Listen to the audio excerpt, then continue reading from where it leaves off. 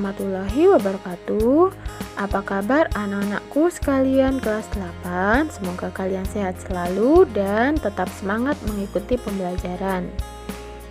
Ketemu lagi kita dalam mata pelajaran Bahasa Indonesia, masih dengan Bu Puput dan Pak Aji. Kali ini kalian sudah memasuki bab ketiga di semester ganjil. Materi yang akan kita bahas kali ini adalah teks eksposisi. Simak baik-baik video ini sampai habis. Jangan lupa apabila ada pertanyaan bisa kalian tulis di kolom komentar.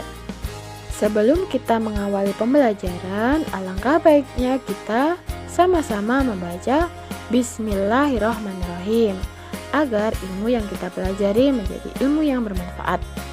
Materi pokok yang akan kita bahas dalam teks eksposisi kali ini ada 6, yaitu pengertian, unsur, jenis, pola pengembangan, struktur, dan yang terakhir adalah kebahasaan.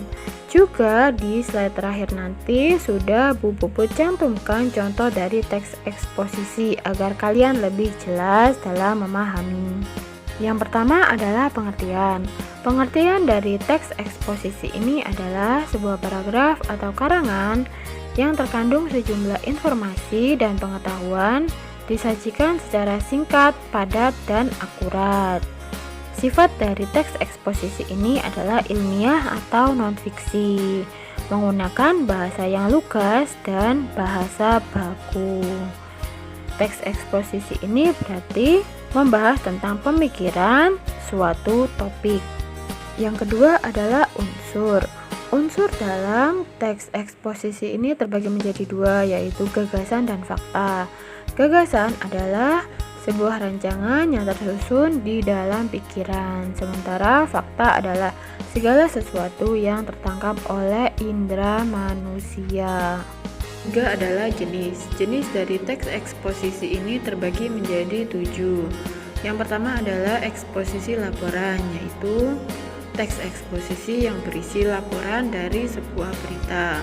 Yang kedua adalah eksposisi perbandingan, yaitu teks eksposisi yang membandingkan beberapa hal dengan hal yang lainnya.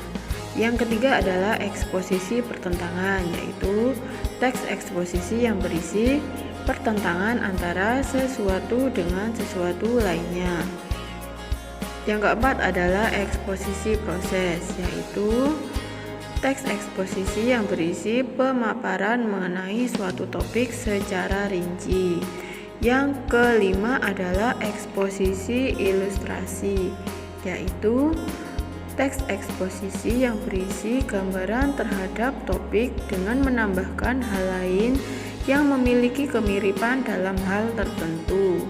Yang keenam adalah eksposisi klarifikasi, yaitu teks eksposisi yang membagi, mengelompokkan, atau mengklarifikasi suatu topik. Dan yang terakhir adalah eksposisi definisi, yaitu teks eksposisi yang memberi penjelasan mengenai topik tertentu dalam bentuk batasan-batasan. Yang keempat adalah pola pengembangan. Pola pengembangan dalam teks eksposisi ini terbagi menjadi 4, yaitu pola umum khusus, pola khusus umum, pola ilustrasi, dan pola perbandingan. Yang pertama adalah pola umum khusus, yaitu ide pokok bagian teksnya ditempatkan pada awal paragraf, yang kemudian diikuti oleh ide-ide penjelas. Pola demikian dikenal sebagai paragraf deduktif. Ide-ide penjelasnya merupakan perincian dari ide umum yang dikemukakan sebelumnya. Yang kedua adalah pola khusus umum.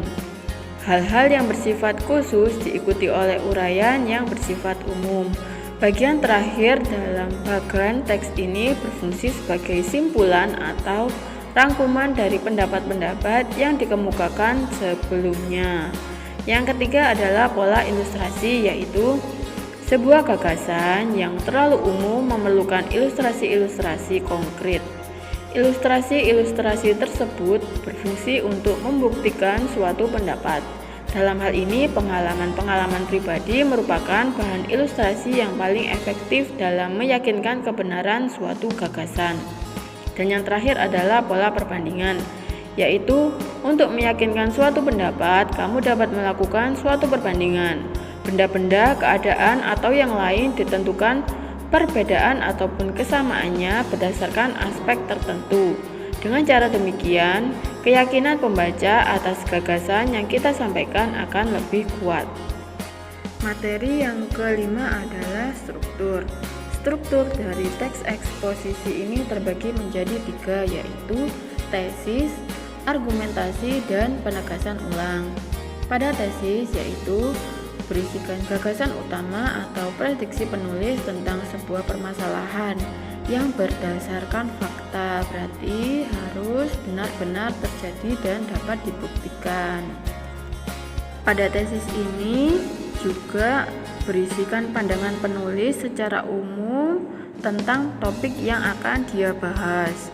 Yang kedua adalah argumentasi, merupakan penjelasan secara lebih mendalam pernyataan pendapat yang diyakini kebenarannya oleh penulis melalui pengungkapan fakta-fakta sebagai penjelasan argumen penulis. Jadi, argumentasi ini berisikan fakta-fakta yang dikemukakan oleh penulis dan berguna untuk memperkuat argumen penulis.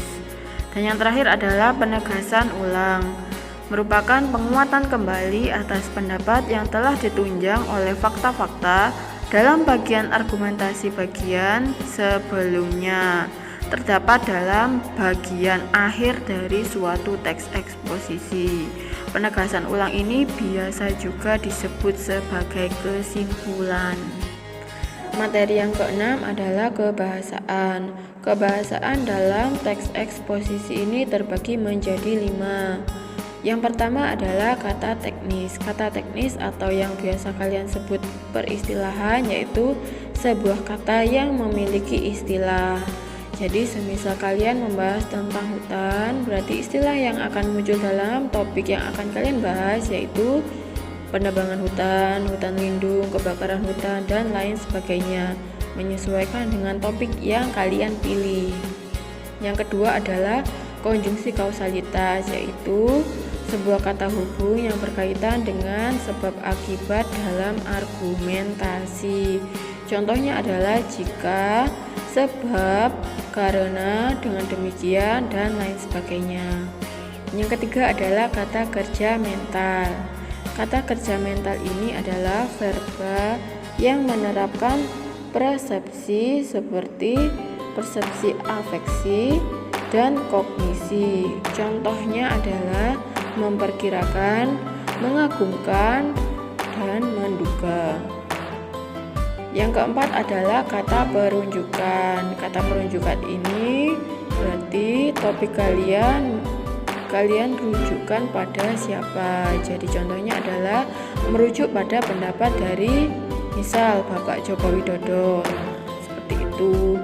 Dan yang kelima adalah kata persuasif. Kata persuasif adalah kata-kata yang memiliki sifat mengajak. Contohnya adalah hendaklah, sebaiknya, diharapkan, dan lain sebagainya. Sampai di sini materi kita tentang teks eksposisi. Semoga kalian paham. Berikut ini sudah ada salah satu contoh dari teks eksposisi. Bisa kalian baca sendiri ya. Sampai bertemu lagi kita dalam materi bahasa Indonesia yang lainnya. Wassalamualaikum warahmatullahi wabarakatuh.